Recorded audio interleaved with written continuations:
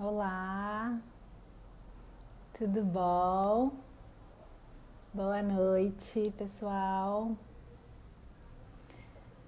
Meu nome é Júlia e hoje a gente vai falar. Oi, tudo bom? Hoje a gente vai falar sobre um assunto muito importante, que é a vulnerabilidade feminina no isolamento social, violência doméstica. Quais são os serviços que estão funcionando na quarentena? E temos uma convidada muito especial, que é a doutora Ana. Ela deve estar entrando aí. A doutora Ana, ela é ginecologista, obstetra, diretora do Hospital Eloneida Studart e uma das fundadoras do nosso instituto, que é uma organização uma ONG, não governamental, que trabalha com auxílio a mulheres, a direito reprodutivo, saúde da mulher. E, enfim, vamos conversar sobre isso hoje. Deixa eu ver se a Ana já entrou.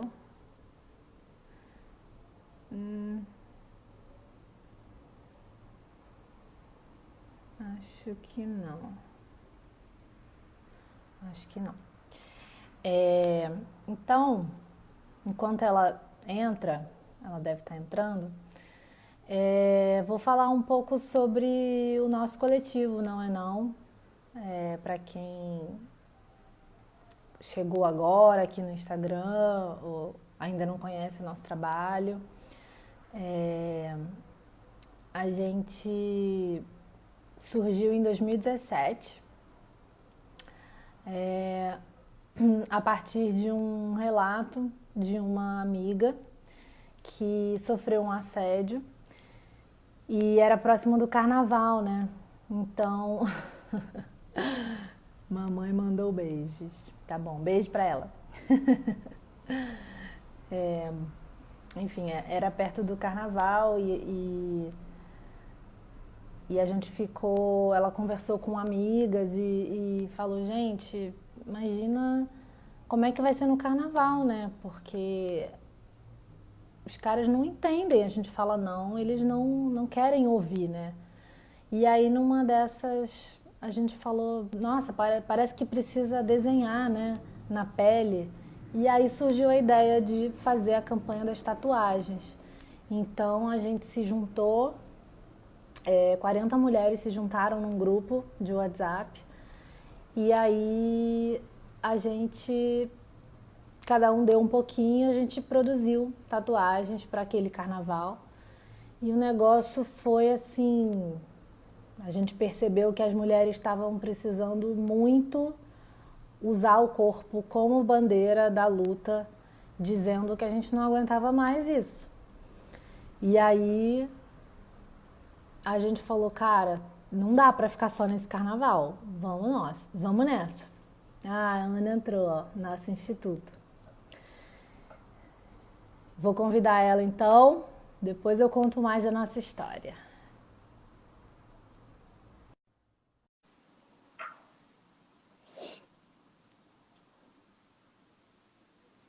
Tchananã.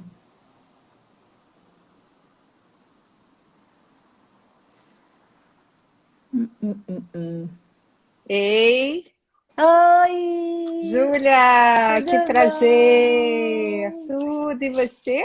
Tudo ótimo. Como você tá, Ana? Ai, uma semana dura, né, Júlia? Mas tô bem, Que dentro do que bom. dá para estar bem, né? É, Tô bem. a Tenho que resposta é reclamar não. sempre meio essa, né? Dentro do possível, né? Estamos bem, assim. Aqui Tá tudo também certo. estamos bem. Bom te ver. Igualmente, como é que tá Martin? Tá bem? Tá bem, Martin? Martim tá aqui, tá crescendo 30 semanas já. Uau, que bom, que legal. Barrigão. Gente, a Ana, como eu apresentei no início, mas as pessoas que entraram depois, Eu vou deixar você se apresentar, né? Fala um pouco aí do nosso instituto e se apresenta. E falei que a gente vai falar sobre violência doméstica, vulnerabilidade feminina, mas fala você, pela sua própria Tá boca, bom, quem você é melhor, né? tá joia. Então, eu sou Ana Tereza, eu sou médica, ginecologista e obstetra, e por formação, né, minha graduação. Sou mestra em saúde da família e trabalho atualmente em três frentes diferentes, né? Em esferas bem diferenciadas. Desculpa, eu estou fazendo um eco aqui, só ajeitar. Vocês estão me ouvindo bem? Uhum.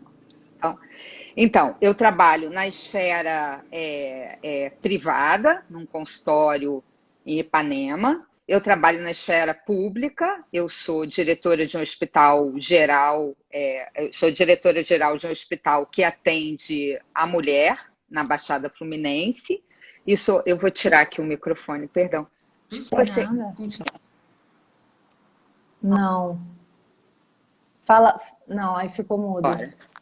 É agora.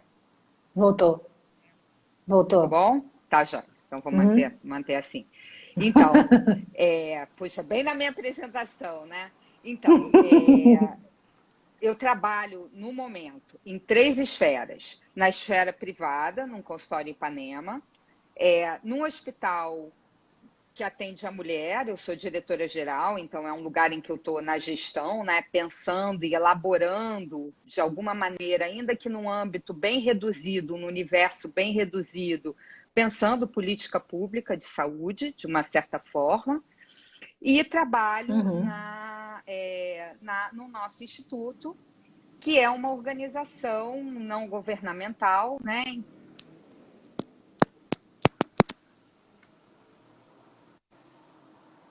que, de uma certa forma, algumas políticas públicas não conseguem fazer, né? Então, o nosso instituto, de uma certa forma, ele nasce dessa necessidade que a gente percebe em agregar a política pública de saúde para promover e ampliar acesso a alguns serviços, né? Então, é Uhum. isso.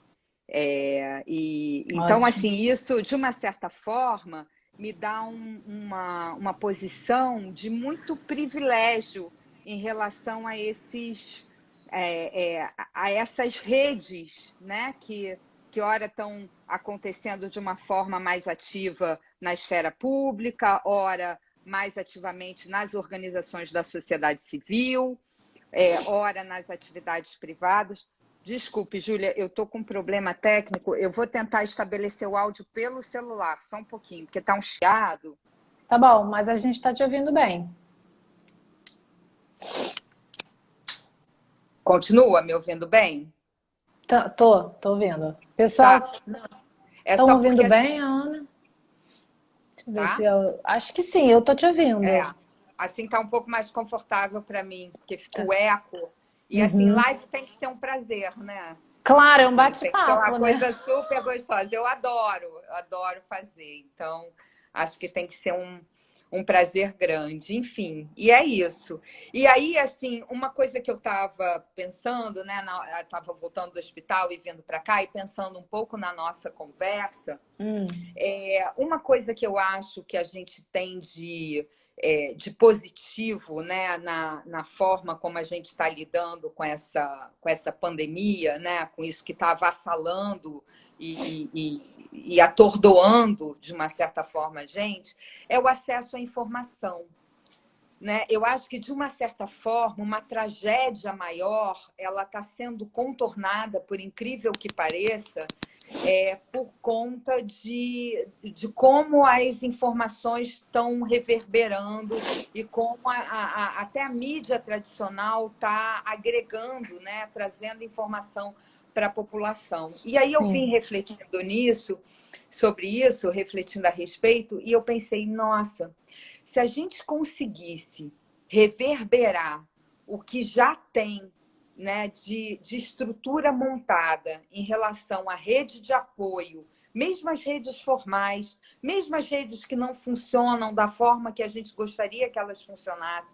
Eu acho que se a gente conseguisse ampliar, né, a informação de que essas redes existem, eu acho que a gente conseguiria reduzir muito dano.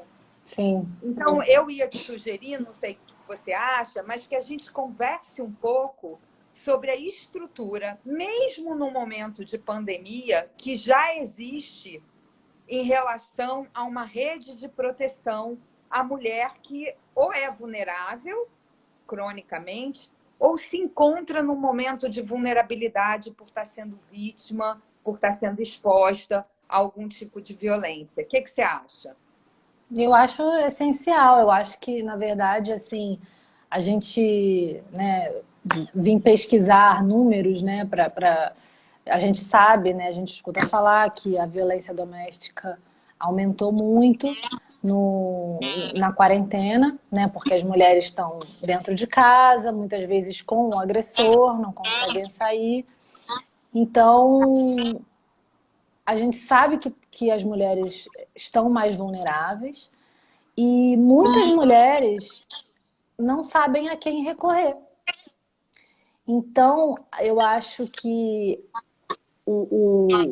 as redes de apoio, né, e falar sobre as redes de apoio que estão funcionando e que existem e que foram criadas na quarentena é essencial, porque é justamente o que pode dar alguma esperança, né, uma É. luz.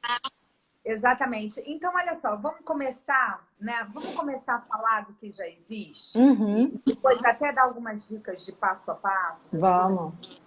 Eu acho que a gente falar sobre violência, eu acho que a gente tem que abrir com uma das grandes conquistas, né? Que eu vou dizer, eu confesso, eu acho uma conquista muito recente, né? Para o tamanho do problema, eu fico muito impressionada como algumas normatizações de assistência, como elas são recentes, né? Das últimas 2 décadas para cá. Então, acho que a gente pode começar conceituando, né? O que é violência? E aí vamos pegar Maria da Penha, né? A Lei 11.340, se não me engano, que é uma lei recente, é uma lei de 2006.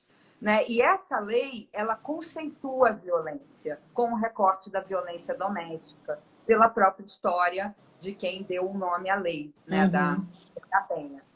Então, o que essa lei conceitua? E é violência, tá?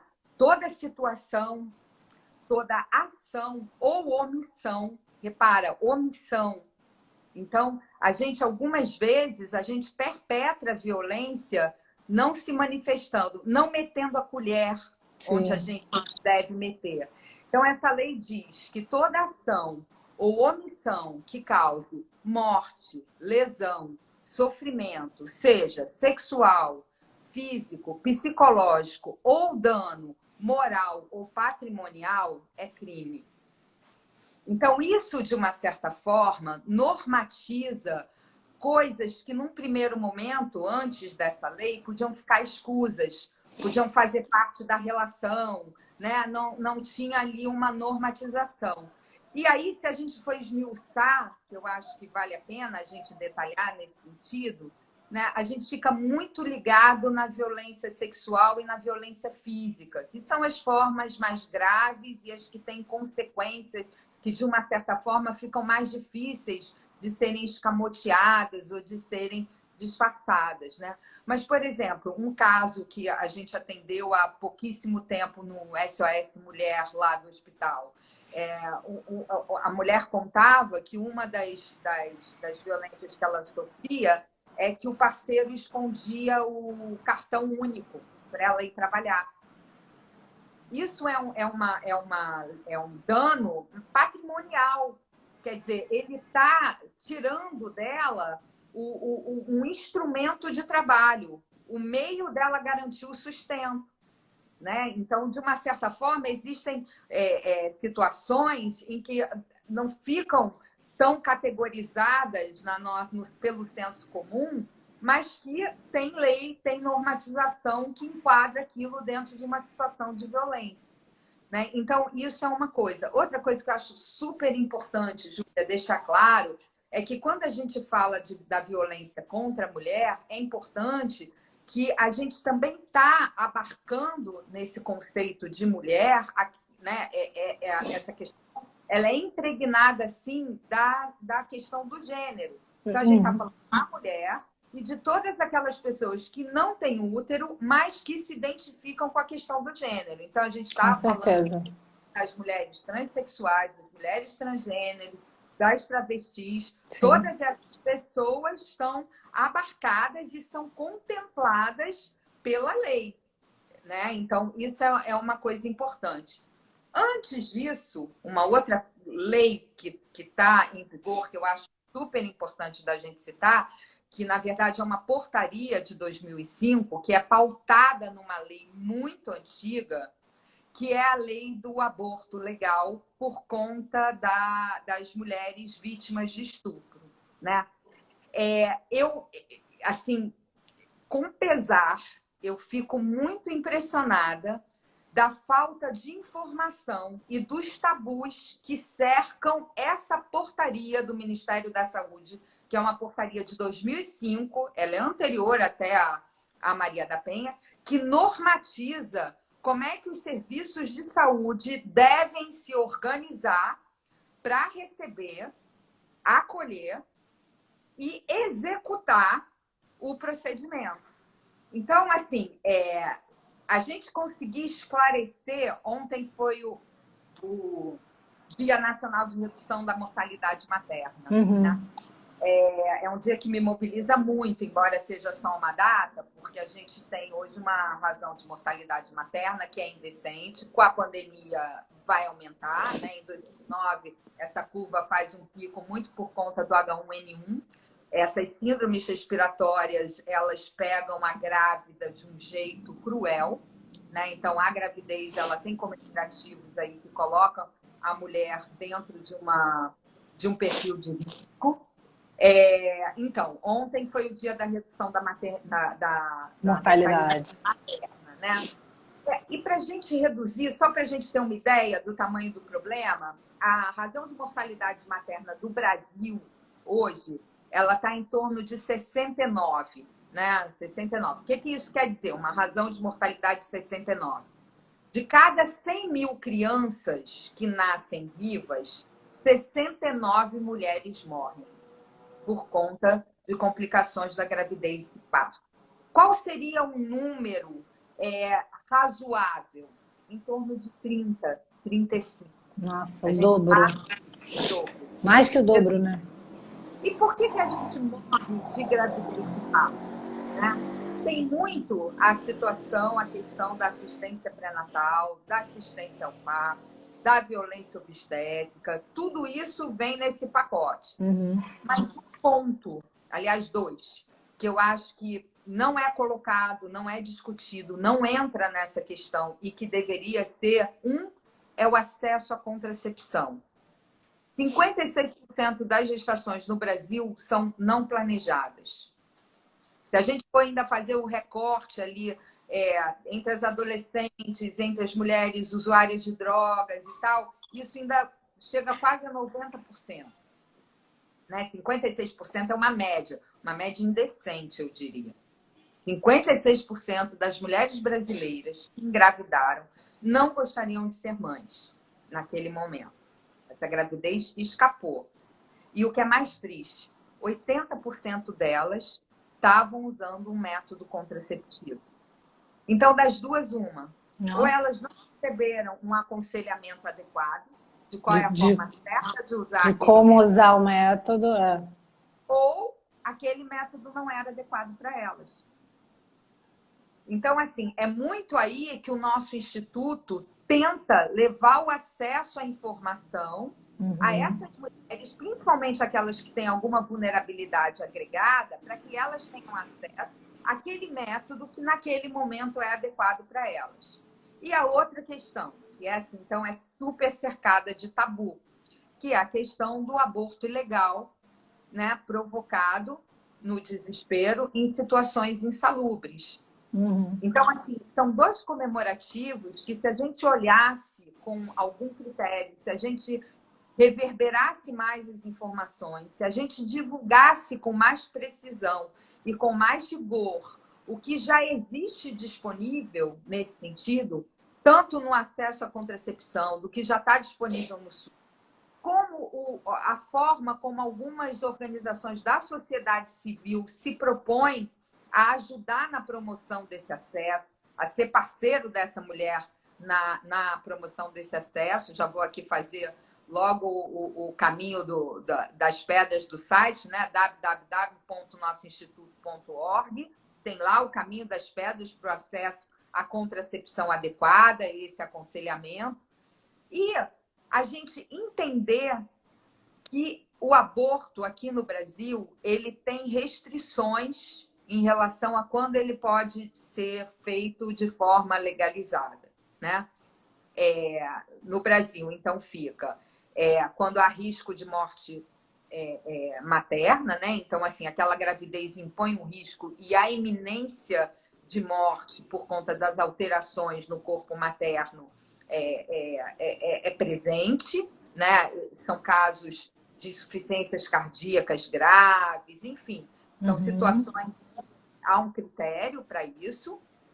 Quando a gestação, o feto tem uma anencefalia, ele não tem cérebro, né?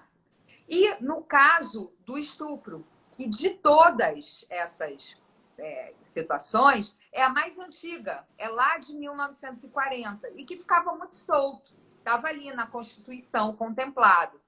Em 2005, o Ministério da Saúde traz uma portaria justamente normatizando, né, organizando o que uma mulher vítima de estupro precisa para poder ter direito ao aborto legal. Então, acho que vale a gente se ater nisso. O que ela precisa? Um ponto bem importante. Então, a primeira coisa que a mulher vítima de estupro tem que saber: nem sempre o estupro é explícito. Estupro não é só você, o homem no beco escuro, pega a mulher, vai lá, penetra na vagina dela e pronto. Não é assim. Então, assim, qualquer constrangimento ao ato sexual em que você pediu para colocar uma camisinha, na hora ele não quis colocar, você se sentiu com medo, você viu que se você gritasse, se você resistisse, se você dissesse que não, você estava ali em algum risco e você acabou cedendo, isso é estupro. É bom lembrar, desculpa te cortar, só é bom lembrar, né, que os próprios companheiros, eles Ia podem... falar isso. Você pode ser estuprada pelo seu namorado, pelo seu parceiro, pelo seu crush, pelo seu peguete, pelo seu boy, pela sua parceira, tá? Isso vale para as relações. Lógico que aí não vai entrar no comemorativo do aborto, né? Nas relações sexuais entre de qualquer gênero. Mas é bom, porque a gente está falando de violência e a Maria da Penha já se enquadra. Mas, enfim, então, nem sempre existe uma situação da violência explícita. E o estupro é sempre que você é constrangida ou você é coagida a estabelecer a relação. Então, isso é importante. E é difícil, né? Que tem uma lei logo em seguida em relação a isso, né? É a lei do minuto seguinte. Olha como a gente já está aqui mostrando que existe uma legislação que atende, né? Ainda que precariamente. A lei do minuto seguinte, que é uma lei de 2013, se não me engano, ela diz que toda mulher vítima de violência tem direito a atendimento emergencial, integral e multidisciplinar. Então, às vezes, é a emergência, né, de uma maternidade ou de um SOS mulher, um serviço de saúde, que vai ser a porta de entrada dessa mulher na rede de proteção, né? Então, é importante o olhar do profissional de saúde nesse sentido.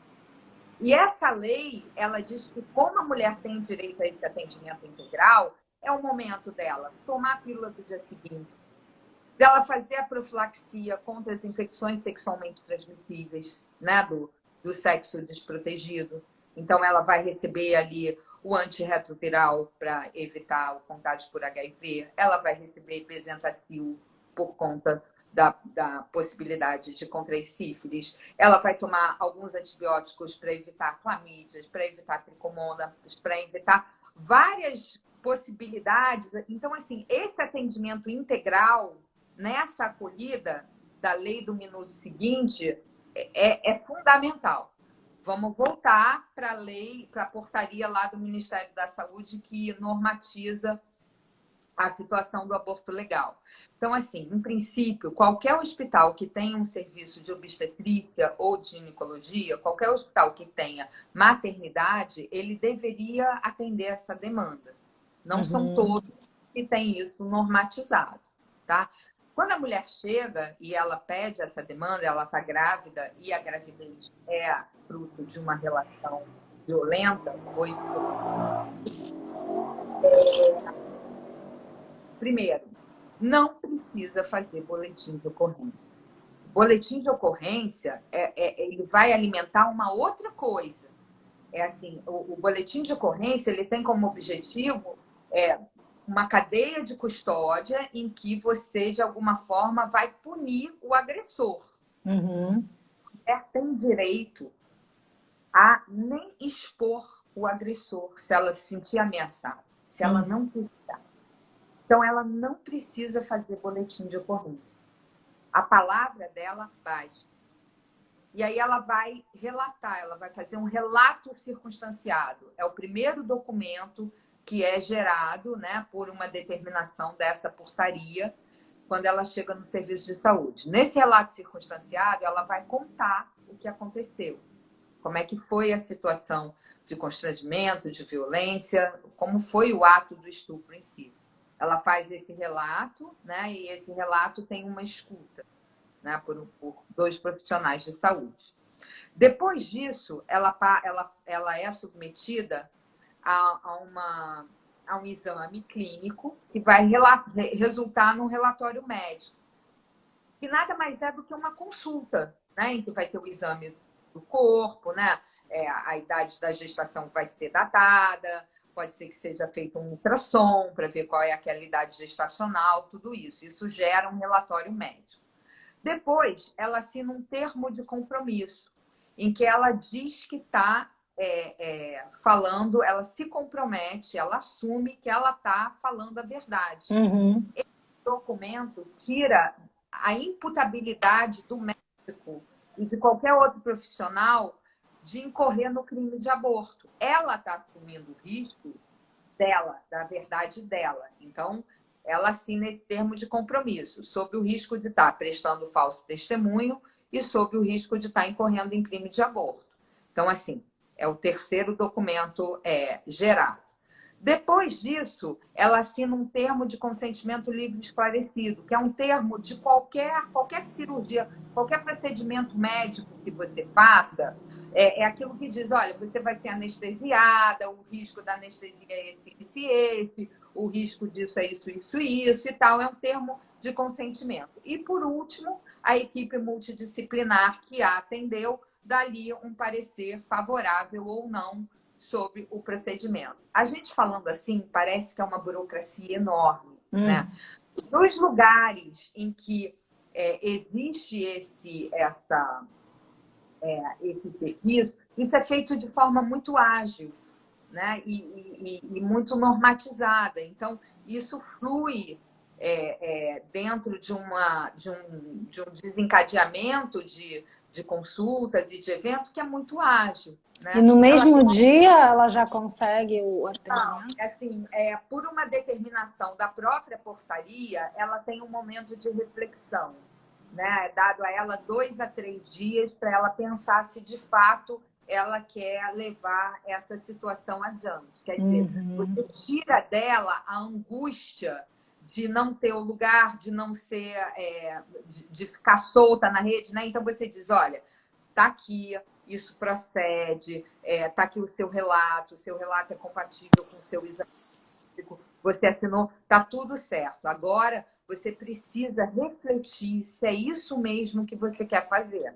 Se daqui 2 dias você voltar, daqui a 3 dias você voltar e dizer, não, eu quero levar adiante, aí você executa o procedimento, que aí pode ser, vai depender muito.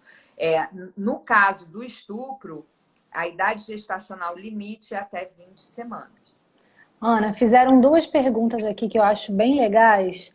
Uma é, em caso de menores de 18 anos, vítimas de estupro, esse relato precisa ser assinado por um maior de idade responsável? E como buscar apoio em tempos de isolamento, né? Esses serviços, eles estão funcionando na quarentena? Como é que está isso? Eu queria muito, muito ter a resposta para isso de forma bem objetiva. Infelizmente, não tem. Olha só, vamos falar da menor de idade. Eu acho que a gente ir até além. Olha só, toda menina com menos de 14 anos que engravida é vítima de violência. Bom, o que eu estou dizendo, e eu estou dizendo, tá? Eu estou dizendo que toda menina que engravida com menos de 14 anos tem direito a aborto. Percebe que é isso que eu estou dizendo? Toda menina que engravida com menos de 14 anos, ela foi vítima de violência. Aí vamos lá. Ela precisa estar acompanhada pelo responsável para ter direito ao que a lei garante a ela.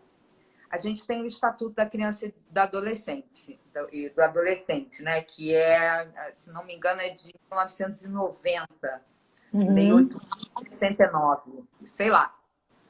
Não é alguma coisa assim.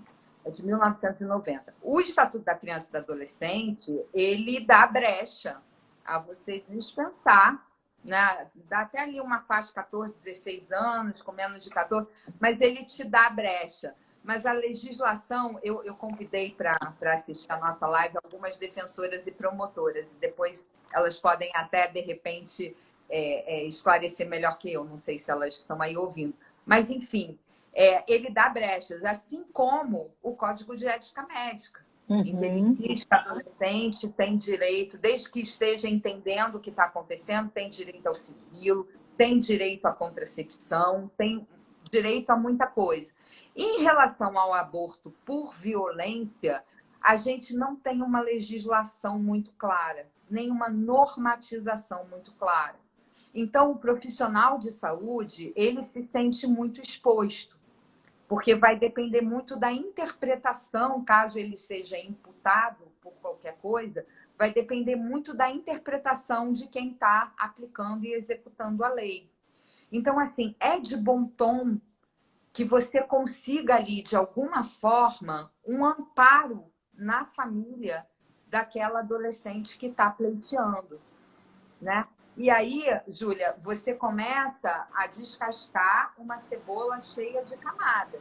Sim. Porque você vai mexer num núcleo familiar em que houve, de alguma forma, uma violência. Você quer ver, pelo nosso instituto, quando eu começo a escutar as adolescentes que vêm atrás da demanda contraceptiva pelo método, tudo bem, tem um recorte aí de vulnerabilidade. E isso que eu vou dizer agora não está publicado. Todos os números que eu falei até agora, ele tem, depois eu dou as fontes direitinho, eles têm ali, eles são amplamente documentados e divulgados, enfim.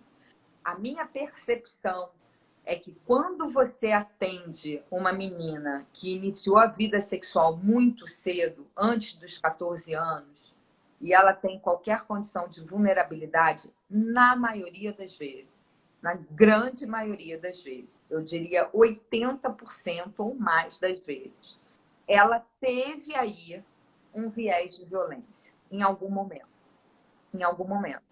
Então, assim, uma menina que engravida numa situação dessas e chega no serviço pleiteando o aborto, seria bom que ela tivesse um apoio.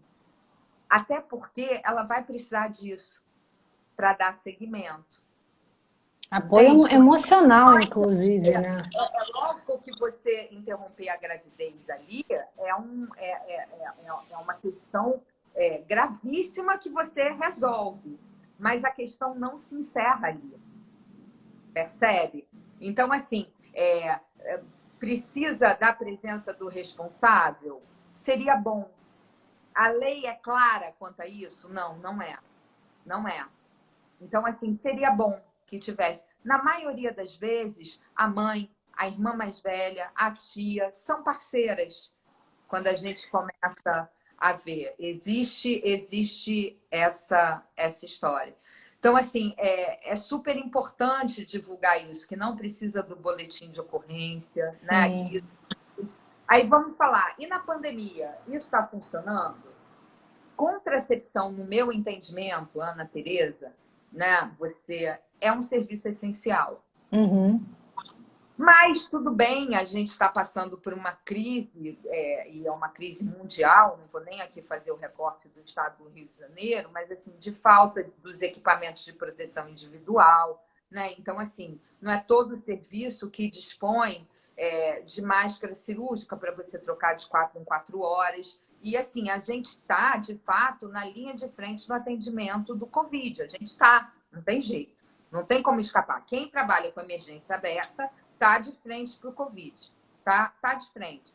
Então, assim, com certeza existe aí uma questão muito aguda que está ocupando espaço. Alguns serviços de contracepção, a grande maioria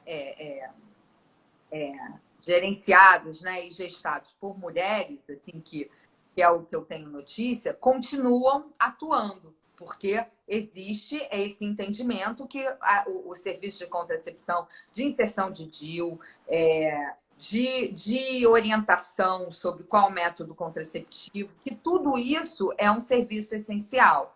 Mas isso fica muito a critério do gestor. Por exemplo, lá no Hospital da Mulher, a gente não está conseguindo marcar eletivamente, porque é um hospital grande, de porta aberta, que atende a grávida de alto risco. A gente tem a demanda do Covid, que acaba sendo soberana. O nosso instituto está atendendo demanda de contracepção, com todo o aparato de máscara, capote, touca, propé, enfim. Por quê? Porque a gente entende que é um serviço essencial. Então, tem isso. E o serviço de aborto legal? O serviço de aborto legal é essencial. Não tem desculpa. O aborto não espera. A idade gestacional avança. Sim. Então, não tem jeito. Né? A violência, o atendimento à violência é um serviço de saúde essencial. Não tem jeito. Não tem jeito. Tem que continuar funcionando. E está funcionando na prática? Assim. Tá, assim, então, tenho notícias assim, o Maria Amélia, que é aqui do Rio. É porque eu fico muito com as referências do Rio, né? Claro, é.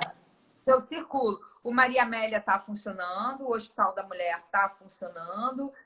Eu vejo muito, eu faço parte da rede feminista de ginecologia e obstetrícia, que tem várias médicas, pesquisadoras, professoras universitárias, enfim, mulheres muito poderosas que são grandes referências em suas áreas. E eu vejo que os serviços onde elas estão locadas continuam funcionando, né? Então, legal.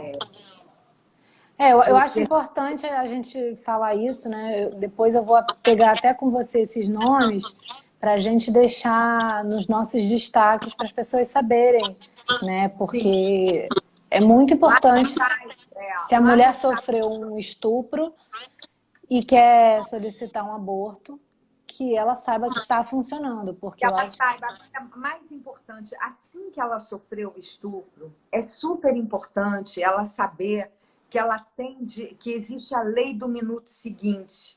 Entende? Que essa lei, ela é antes dessa portaria do aborto legal. Uhum. Se ela conseguir não engravidar, na lei do minuto seguinte, ela tem a contracepção de emergência. Uhum. Então, ela nem sempre dá, eu entendo, né? Nem sempre dá. Mas se ela conseguir, então, assim, existe a lei do minuto seguinte, a atenção emergencial, integral, multidisciplinar, em que o serviço vai prover tudo isso, vai evitar muito sofrimento, percebe? Aí você diz, puxa, na pandemia, né? Como é que a gente faz isso? A pandemia, assim, eu volto àquela história quando a gente começou falando da Maria da Penha. Quando a gente imagina a violência contra a mulher, a gente imagina o homem do beco escuro, que, né, você está lá sozinha no beco escuro, vem um cara e te estupra. Essa não, isso é hediondo, é horroroso, mas essa não é a violência mais comum. A violência de maior incidência é aquela violência que está dentro de casa, aquela violência crônica, diária, insidiosa, difícil, porque as relações elas são até difíceis de serem discernidas, né? Em que o agressor tem, às vezes, ali o papel do provedor, às vezes ele tem o papel afetivo também, não é simples, não é complicado. E aí, com a pandemia, essas mulheres ficaram muito vulneráveis ao risco até de morte, né? O feminicídio, a violência física está aumentando. Como é que a gente pode fazer? Tem saída para essas mulheres? Tem saída. Qual é, assim, o que eu digo? E olha, eu vou te dizer, Júlia, isso não tem classe social. Não interessa o quão abastada seja a mulher, o quão pós-graduada, psicanalizada seja. Eu te digo, né? Você conhece meu consultório em Ipanema. Se você promove, se você se dispõe a fazer uma escuta respeitosa e atenciosa, dificilmente uma mulher, exceção é a mulher que não passou ao longo da sua vida por uma situação de violência. Ora mais traumática, ora menos traumática. Assim, é a exceção. Então, quando a gente fala, a gente fica, lógico que as mulheres que são menos abastadas, mais periféricas, têm o recorte da raça, tem o recorte da escolaridade, tem tudo isso. É lógico que ela fica com menos recursos, né? Ela está numa rede, ela fica mais absorta, fica mais difícil de você fazer esse resgate.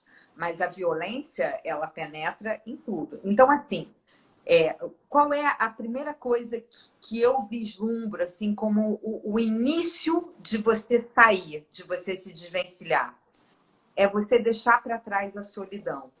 Geralmente, os processos de violência intradomiciliar, eles são muito solitários. Sim. É muito vergonhoso, é muito humilhante. Você fica com muita vergonha de estar sendo vítima daquele processo, daquela situação. Você fala, gente, como assim? Eu sou tão isso, eu sou tão aquilo.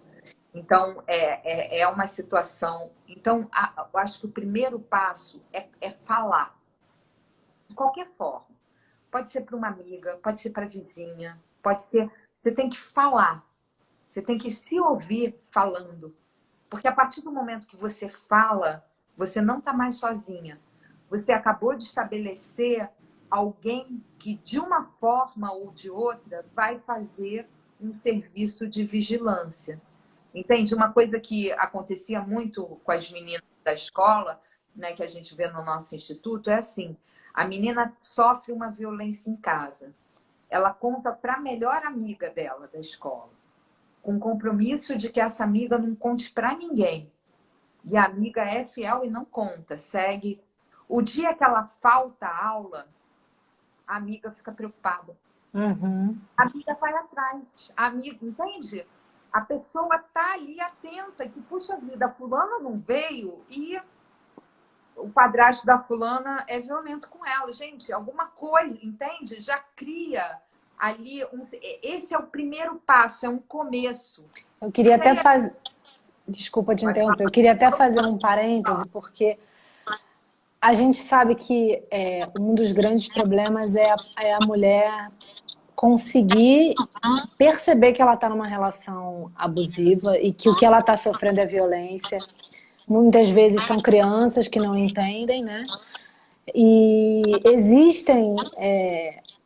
se ela não tem para quem contar, se ela não tem, por exemplo, alguém para ir com ela no hospital, existem lugares, né, e grupos que têm um auxílio multidisciplinar de advogada, de psicólogo, de assistente social, que podem estar ajudando essa mulher, né? Exatamente, a importância das redes de apoio, o acolhimento é fundamental. Ela entender que se ela não quer abrir para alguém da família, se ela não sente que ela tem essa abertura, se vão julgar, porque é isso, a mulher sofre a violência e aí a culpa ainda é dela, né? Então ela muitas vezes não se sente à vontade de falar isso para ninguém e fica sofrendo isso sozinha. Então existem lugares, né?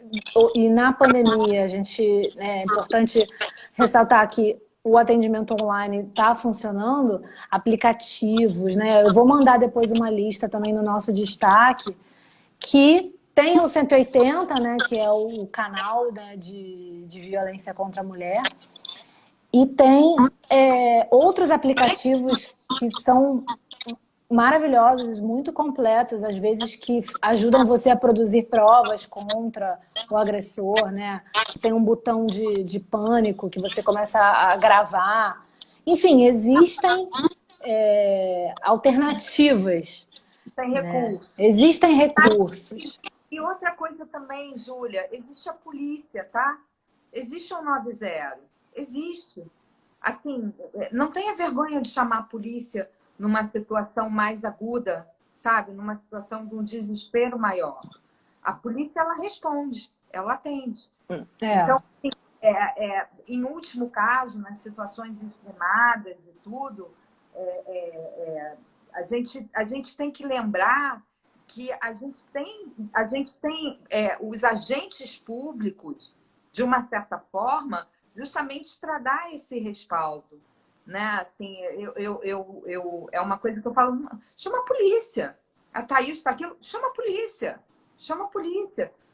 Não tem problema nenhum, entendeu? Mas a presença do policial ali, principalmente se é uma situação aguda ali, já faz o Mané ali pensar duas vezes numa próxima.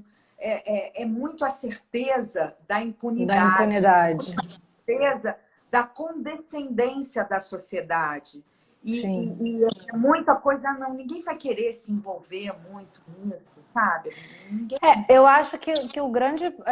Eu acho que é essencial a gente chamar a polícia, né? Só que eu vejo na prática é que muitas mulheres elas são duplamente julgadas, né? Quando elas chegam numa delegacia que não é uma delegacia da mulher, né? Ah, não, volta para casa, vai ficar tudo bem, né? Infelizmente não existe, né? Não vou generalizar, mas em grande parte um atendimento adequado.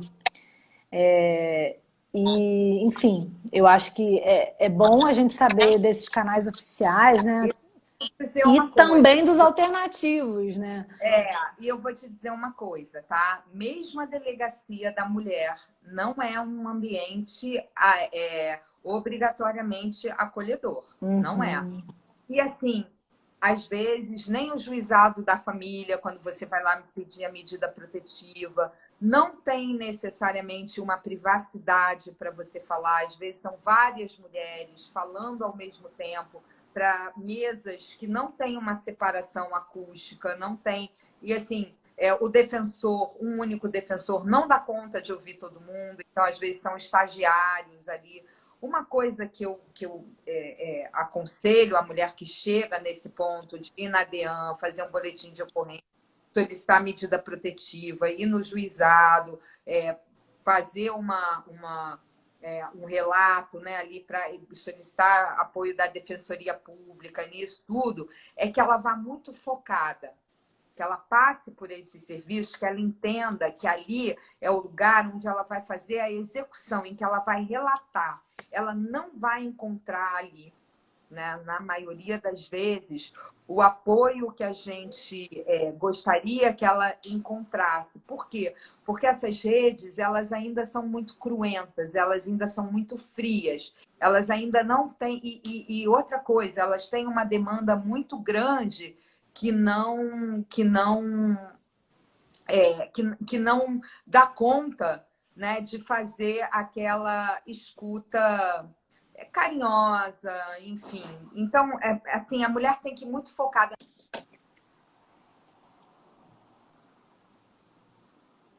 Ana, eu parei de te ouvir. Eu não sei se todo mundo também.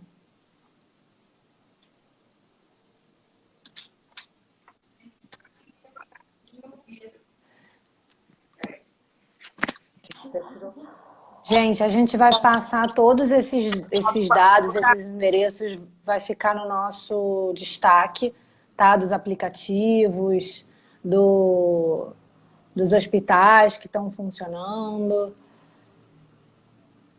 que a gente não vai conseguir, não vai dar tempo de falar de todos eles aqui, né?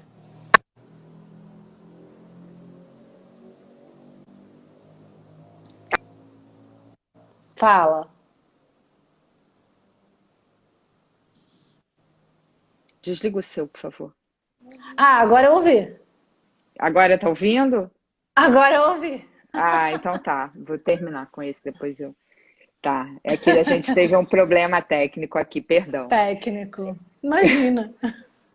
Enfim, então, é isso, assim, esse processo de você solicitar a medida protetiva, tudo isso, não é, só um minutinho, não dá, não consigo. Enfim, não é uma questão que você consegue ali. Então, assim, eu acho que enquanto as redes elas não têm uma integração, né, como a gente gostaria que elas tivessem, é muito importante que a mulher tenha consciência das limitações de cada processo. Entende? Então, assim, dentro do sistema de saúde, talvez ela não seja contemplada com todo o apoio multidisciplinar que ela gostaria e que ela mereceria ter naquele momento. Mas se ela for contemplada com o que a lei garante a ela, ali é uma coisa, É um entende? Aí início, né? é um início. Eu acho que vale muito a pena a gente listar tudo que já está disponível. Eu acho que essa pandemia mostra muito o quanto a sociedade civil organizada, como ela é Sim. eficaz, como ela é eficiente, né, na construção de redes. Então, se a gente não pode, em algum momento, contar com uma eficácia maior do poder público, mesmo com o que já está previsto em lei, eu acho que a gente tem muito caminho. Lá no site do nosso instituto tem muita referência. O mapa do acolhimento, as minas, redes da maré, enfim, tem muita coisa que dá para fazer. E num caso assim mais excepcional, em que a mulher não encontre ali, clica no Fale Conosco, né? Envia o relato. Vamos ver o que dá para fazer. Agora, não se cale, Não fique não fique sozinha. Você não sozinha. A gente está está aqui, você sozinha. não está sozinha. Estamos aqui para você. É isso. Eu Por acho que você, essa é a com mensagem. você, com você. E é muito assim, vamos reverberar essa possibilidade, né? Em algum lugar vem a mão que estende. Porque a mão que hoje resgata é a mão que pede resgate amanhã. Assim, o Exato. mundo, o mundo gira, né? Ninguém está livre. Ninguém está livre disso. Infelizmente. É. E, Ana, a gente tem mais 7 minutos. Jura? Já? Passou muito rápido. Vamos ter que fazer uma outra live, com certeza, de assuntos mais recortados. E eu queria, de repente, assim, para finalizar, sabe, que a gente pensasse, né? A gente falou de muita coisa que eu acho que muito importante, assim, eu não sabia de um monte de coisas dessa. É É mesmo? muito bom saber que existem esses serviços no SUS, né? Porque a gente sabe que as mulheres são as mais vulneráveis e as mulheres negras em geral e de periferia são ainda mais vulneráveis. Então, quem morre no aborto é quem não pode pagar por um aborto, né, em geral. Então, é muito importante que as pessoas saibam que esses serviços eles estão aí disponíveis para as pessoas que não têm como pagar. Não, pois é, mas é importante dizer, Júlia, que assim, o aborto ele é permitido em caso de violência, Sim, né? sim. Assim, tem esse recorte, quer dizer, Infelizmente ainda não é. o estupro precisa estar caracterizado, porque senão também a gente cria uma falsa expectativa de que essas mulheres seriam atendidas. Infelizmente não é assim. Seria a forma mais segura e eficaz de você reduzir o número de abortos, né? Seria permitir o Sim, acesso com e fazer certeza. um atendimento, mas enfim, é só porque é importante. Uma coisa que eu acho legal de dizer é que quando a gente reverbera essa informação, a gente às vezes a pessoa só escutar já faz o efeito, ela já, né, a pessoa que está sendo subjugada e que está numa situação de violência, às vezes ouvir, ela já sabe, um dia eu posso fazer isso e tal. A gente tem as redes sociais, assim, quem curte, partilha, agrega muito, né? Então é o nosso instituto, o nosso site é www.nossoinstituto.org. Ali tem um passo a passo, tem várias ideias de como reduzir dano, né, numa situação mais aguda de violência. E é isso, tão bom te ver. Sim, eu acho que acima de tudo, né, a mulher, acho que quando ela consegue dar esse passo, esse primeiro passo, né, de que entender que ela está numa situação de violência, né, a gente vê na pandemia, assim, né, que as mulheres que já sofrem violência doméstica estão sofrendo ainda mais porque não têm testemunhas, elas estão muitas vezes em casa com o agressor. Olha lá, escreveram aqui o endereço. Né? Então, a gente entender, essa mulher entender que ela está numa situação, né, de violência e que ela tem como pedir ajuda, né? Existem aplicativos, ela pode fingir que ela está fazendo uma compra e assim existem meios, né? Porque muitas vezes a situação é que a mulher, né, ela está num cárcere privado, né? O marido tira o acesso ao telefone, à internet, então às vezes é muito difícil ela conseguir pedir ajuda, né? E as pessoas não estão olhando, né? Por isso que os números estão crescendo tanto. Mas você, né, que mesmo não sofre violência, mas fique atento ao seu entorno, né? Eu acho que se todo mundo tiver de olho e de ouvido aberto, a gente consegue se ajudar, né? Então, se você repara que uma vizinha, algum barulho, sabe? Meta a colher sim, vá lá, sabe? E ofereça ajuda. Porque é isso, assim, existe o atendimento do SUS, existem sites, existem redes, né, que estão aí para ajudar essa mulher vítima de violência para que ela não continue a virar estatística, né, e que ela saiba que ela não está sozinha, que ela pode pedir ajuda, ela deve pedir ajuda, né? Eu acho que essa é a grande mensagem, É assim, isso aí. né? Então, queria te agradecer. A gente Foi tem um 2 prazer, eu que minutos. agradeço. Muito obrigada pelas informações. Passou muito Imagina, eu que rápido, agradeço, passa muito rápido. Eu falo muito. mas você foi maravilhosa. Ah, você também. Parabéns pelo nosso instituto. Vida Obrigada. longa. E eu vou pegar com você depois todos os endereços, a gente vai deixar nos nossos destaques. Se você quiser falar alguma coisa no final. Não, eu acho que a mensagem é essa, assim, eu acho que a rede ela poderia ser muito mais articulada, a gente está longe de ter as situações ideais, mas ao contrário do que se pensa, já tem muita coisa conquistada. O que falta é, primeiro, a informação chegar em quem precisa. Então, acho que a gente tem uma responsabilidade de multiplicar a informação correta, a informação responsável, e de pesquisar antes de falar, né? Então, acho que isso é fundamental, a gente. Quando você pensa, não, mas seria tão bom se tivesse isso, será que não tem? Vale a pesquisa, né? Eu tentei pontuar algumas leis que são leis, né, engessadas mesmo ali, escritas, que já contemplam alguma coisa, que Sim, podem ser sujeitas, né, a uma coisa ou outra, mas assim, que elas existem, é importante saber que elas estão ali, que elas existem, que elas amparam, né, que você tem um respaldo legal, né, institucional para algumas coisas. Enfim, é isso. Acho que dá para se despedir. Seguimos. Gente, Seguimos. muito obrigada a vocês também que participaram. As perguntas a gente não conseguiu responder a todas, mas eu vou anotar e vou tentar depois passar para a Ana para